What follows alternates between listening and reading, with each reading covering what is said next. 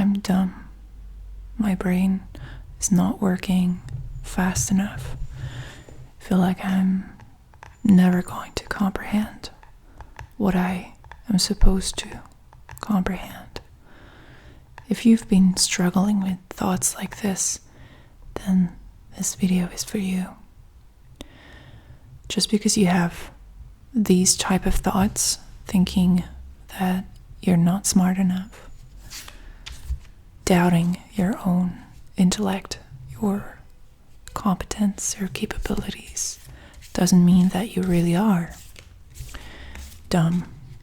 And as a matter of fact, chances are that you, dear subscriber or new viewer who have decided to watch this video, are probably smarter than you think. And the reason for that is something called the Dunning-Kruger effect, which basically describes this phenomenon of above average intelligent people often underestimate their own intelligence, so they will guess that they are dumber than they actually are. And people who are of lower intellect will systematically and consistently have higher estimation of their intellect. So they will have an expectancy of better results on an IQ test, for example, than what they ultimately are receiving. So there's a reverse correlation between your confidence in your own intellect and how intelligent you actually are. Now, if you think like me, you're probably going to say, wait a minute, I've heard about this before. The Dunning-Kruger effect is pretty famous. So I am aware of the fact that smarter people estimate themselves to be dumber than they are, which is the reason why I'm trying to deceive myself by telling myself that I'm dumb, in the hopes that it actually proves that I'm smart. But that means that my estimation of my intelligence is way higher than it actually is. So I'm thinking I'm smarter. I'm actually thinking I'm smart. So, that sort of nonsense, that sort of circular reasoning and trying to see deception and self-manipulation where there is none is probably, it probably represents higher levels of thinking. So actually,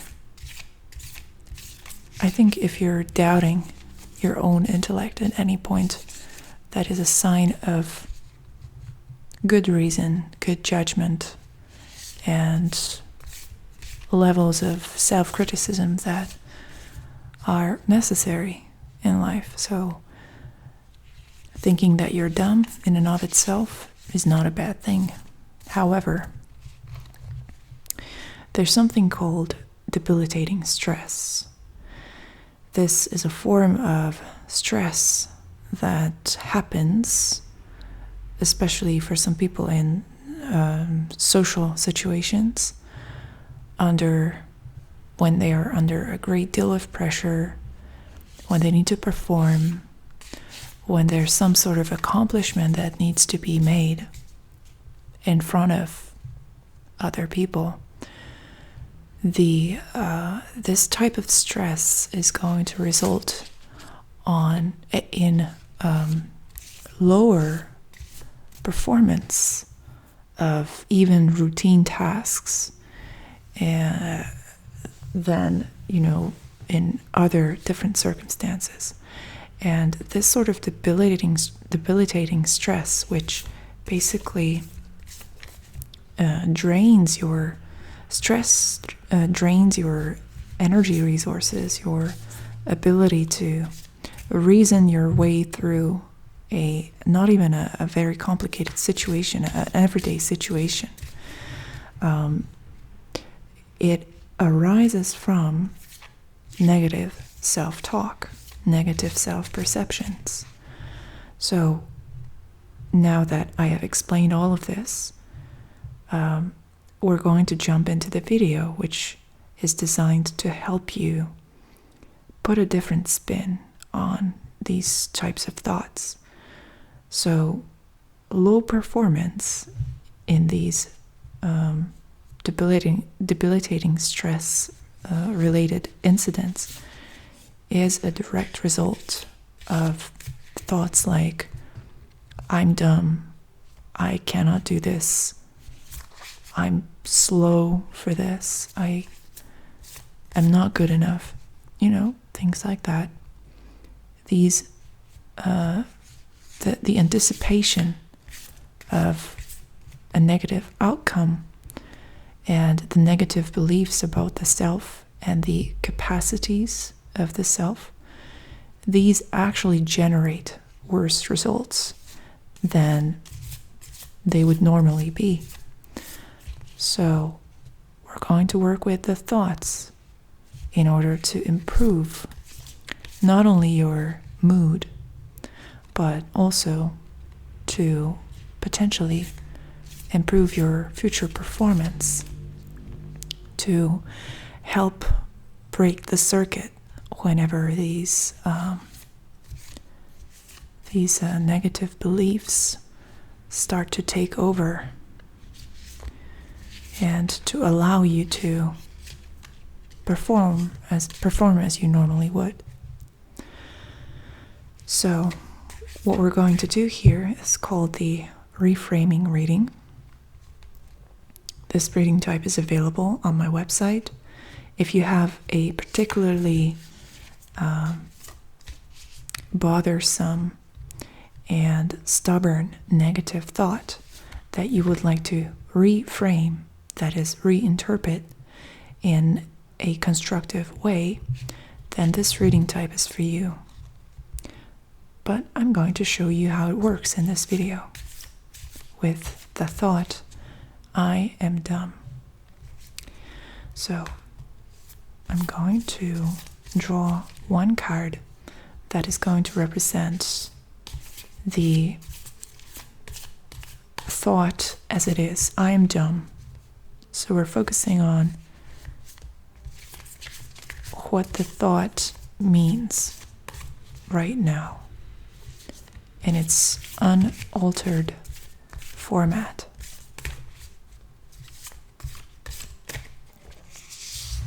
Okay. Next is how it affects you. So it's the influence of the negative thought. What sort of processes does it initiate? What's the influence of these thoughts? Okay. And next, I'm going to draw another card to represent a reframed interpretation of this same thought. So what we're doing is not going against the thought, because sometimes these beliefs are incredibly deeply engraved within us, and it's hard to simply apply brute force to counteract these negative beliefs, because you can keep telling yourself, I'm smart, I'm smart, I'm smart. It's probably not going to have a positive effect, because you're not dumb, actually. You know that you're just trying to convince yourself of something that you deeply believe. And the this transparent attempt is going to be dodged by the brain. It's going to be rejected by the brain. So just simply going against the idea and saying, I'm smart, I'm smart, I'm smart, it's ineffective. So what we're doing instead is we're reframing the thought, I'm dumb. Let's see how. And what the effect of this reframed, modified version of the same thought is going to be.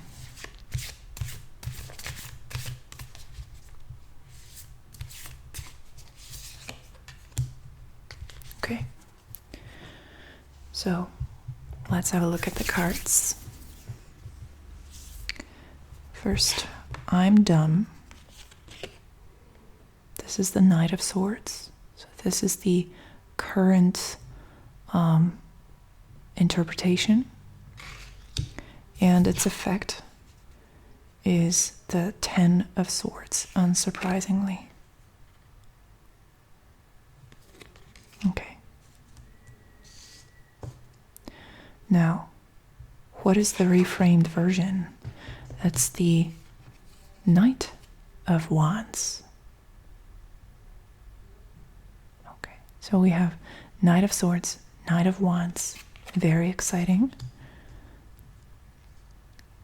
We're basically swapping astrological energies here. So elementally, with the Knight of Swords, you're in the realm of air. And with Wands, we're talking about fire. So we're switching from air to fire. And what is the effect? Two of Wands. Beautiful. Okay. So, 2 Swords cards, 2 Wands cards. We're transforming this thought from an abstraction into action, from air to fire. In its current interpretation and context, I'm dumb is an aggressive statement. There's no doubt about it. The Knight of Swords is an attacker. The Knight of Swords is a bully very often. His intentions are pure, however. He does not want to confuse or manipulate. He wants to get to the truth of the matter. So I'm dumb is vicious self-criticism, a sort of sacrifice that you are attempting to make on the altar of truth, but it is resulting in loss of energy and in devastation. The Ten of Swords is an obvious sign of overwhelming, catastrophic, torturous negative energies. The Ten of Swords is the end of the line. It's the end of your rope. It's where you hit rock bottom and there's just no way for you to move forward because you've run out of power. You've ran yourself to the ground at this point. The Ten of Swords is the ultimate dead end. So what you're trying to do by saying, I'm dumb to yourself is you're trying to motivate yourself. But it is causing the opposite effect. Instead of it being an invitation to become more truthful or more genuine, it becomes a powerful attack on your psyche, and it takes you to a low energy state where you really cannot think anymore. So this is a reflexive process. You are telling yourself that you're dumb, and it's making you dumb. So even though the intentions are not bad, so there's no malice, only aggression, pure aggression, frustration that arises from the nature, the natural qualities of the Knight of Swords. He's impatient and he's belligerent. He wants the truth now. He wants results now, in this moment. And this impatient energy is actually within this abstract intellectual realm. So with the swords, we're talking about the air element, the analytical, the theoretical aspects of life. So all of this self-torture, all of this criticism, all of this impatience, all of this is taking place within an abstract space. It's all theoretical. It's all, what if I say this? What if I do that? What if I'm perceived like this? Different aspects, different perspectives, overthinking, overanalyzing, and very little actual improvement in a pragmatic sense. So it's very self-serving, the Knight of Swords' mission. So what can you do here? How can you think about this differently? Now,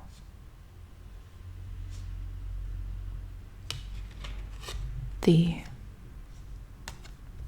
thought that is at the center of this reading, I'm dumb, can be worn as a badge of honor. The Knight of Wands is also impatient, also hungry for good results, and is also somewhat aggressive. So both of these energies, both of these knights, they are very hungry for new results, for novelty. But the difference is that with the Knight of Swords, there's convergence thinking. The Knight of Swords is theorizing that there's one right way to do things, and it puts an unbelievable burden on you psychologically to want to find that one perfect step. It narrows down your experience. It boxes you in. It paralyzes you. There's shame and guilt and all sorts of negative connotations related to the idea of being dumb. Being dumb is the worst thing in the world, according to what the Ten of Swords represents here. The Knight of Swords says, I'm dumb, come on, stop being dumb. Stop being dumb. Well, the Knight of Wands says, I'm dumb,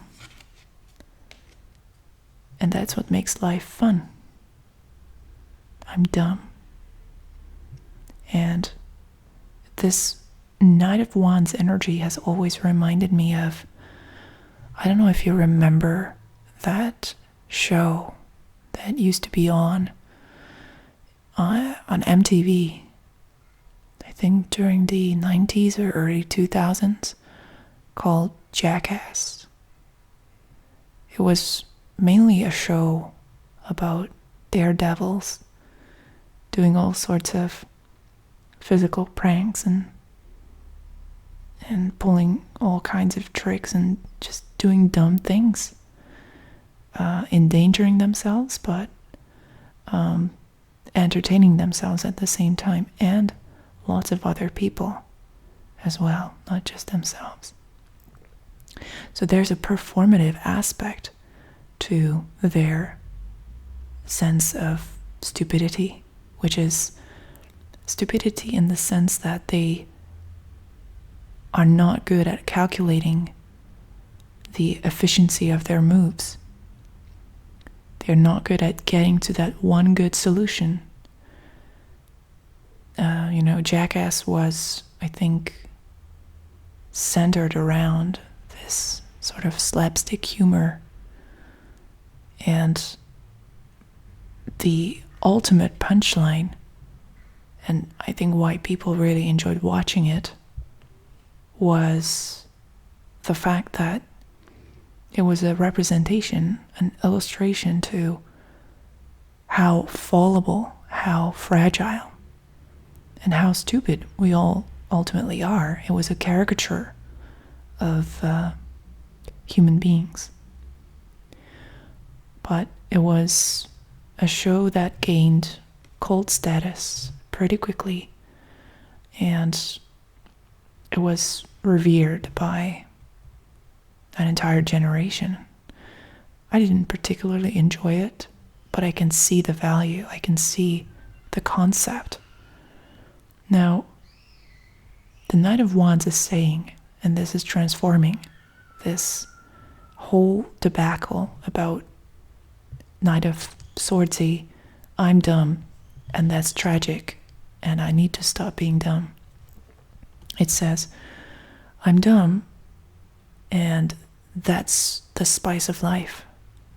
My stupidity, my mistakes, that's actually what's exciting about me. That's what brings spice. That's what brings flavor to my existence and the existence of others. And my dumbness can sometimes actually be interpreted as bravery, as chutzpah, because even though I consider myself dumb and I can make bad decisions, I can make mistakes, I still continue to fight, I still continue to play, and I'm not afraid. I'm still up and standing. I'm still in the game. So there's an element of stubbornness to this, an uninhibited sense of self-propagation against all odds, and enjoying your dumbness, the humor in it, the entertainment value of it, is the thing that is going to set you free here. So just think about this. I'm sure you have seen many presentations in your lifetime. Concerts, like PowerPoint presentations, school plays, what have you. What are some of the most memorable that you can recall? Do you remember any that jump out at you? It's either because they were really, really good, like really enjoyable in some way, or because there was some awkwardness that made it stand out. It's your awkwardness, it's your stupidity, your dumbness, if you will, that makes you stand out, that makes you unique. You are uniquely dumb, and you are uniquely you. And so are we all. I'm not targeting you personally, you know that. So we are dumb, and there's incredible value, shock value, and simply entertainment value in this sense of dumbness. It attracts attention. It is luminous. It's fiery. It's attractive, ultimately. Now, celebrating your own dumbness, your own stupidity, is a liberating thing that allows you to become more active. The Two of Wands it represents an expression, a spontaneous expression of energy. So there's higher levels of direct experience, direct action, and spontaneity, unleashed, released, liberated by saying, I'm dumb, so what? Enjoy it. Look at me. Look at how dumb I am. And laugh at me, laugh at you, knowing that this is not personal. That the unique expressions of these awkward situations, they fascinate people. People get attracted to that. People get interested in that. And it's easy to look at this phenomena of dumbness through the lens of judgment. That's where the Knight of Swords is coming from. But it takes some skill and some imagination to look at it from this different perspective, from this fiery perspective of, okay, so this is a party now. I've made a fool out of myself, and I'm here for it. I'm thoroughly enjoying it, because it is a divine expression of this clown, this entertainer within me. And people simultaneously look at you with, the old paradigm, the Knight of Swords paradigm, perhaps. But they also have the ability to catch on to your game, to see the fiery, the wands side of the topic at hand. They are capable of joining in. They want to have fun. They want to laugh. They want to encounter that shadow, their own sense of fragility and vulnerability and insecurity. They want to encounter that shadow character in a light-hearted way, and acting foolish, acting dumb is a great gateway to that. Having the ability to laugh at yourself when you make a mistake, to really make fun of yourself at that moment, it's incredibly empowering and releases all this good stuff, all this uninhibited creativity with the Two of Wands. And now it's been transformed. This thought has been transformed from this very dry and very impractical perspective into something that is full of life, that's vibrant, that's alive and intentional. So introducing this sense of intentionality into your game, into your interactions surrounding your dumb moments, and changing your thinking from, I'm dumb and it's a catastrophe to I'm dumb and it's a party is, I think, a good way to break the spell.